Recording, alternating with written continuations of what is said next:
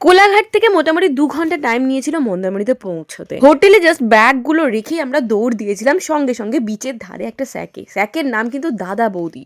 ব্যারাকপুরে গিয়ে দাদা বৌদির বিরিয়ানি টেস্ট করার সৌভাগ্য হয়নি তো কি হয়েছে, সমুদ্রের ঢেউ দেখতে দেখতে মন্দারমণিতে এসে দাদা বৌদি হোটেল অ্যান্ড রেস্টুরেন্টে বসে বসে আমরা কাঁকড়া চেবাবো। এখানেও না ফ্লোর আছে, আমরা বসেছিলাম টপ ফ্লোরে, যেটা না হালকা হালকা দুল ছিল। যাক, ভয়কে জয় করে আমরা প্রথমে খেয়েছিলাম আমুদি মাছ, আর তারপরে নেওয়া হয়েছিল রুটি অ্যান্ড চিকেন কষা। আমুদি মাছটাও যথেষ্ট ফ্রেশ ছিল, চিকেন কষাটা ছিল মারাত্মক ঝাল, মানে এত ঝাল যেটা গলার ফুড পাইপ কেউ জ্বলিয়ে দেবে। যাই হোক, তারপরে গিয়ে আমরা হোটেলে রেস্ট নিলাম। তারপরের দিনে সকালবেলা উঠে প্রথমে ব্রেকফাস্ট করলাম। ব্রেকফাস্ট করিয়ে আমরা চলে গেছিলাম একটু বিচে। রাতের সমুদ্রকে তো দেখলাম, সকালের সমুদ্রটা ঠিক কিরকম ছিল একটু দেখতে ইচ্ছা করছিল।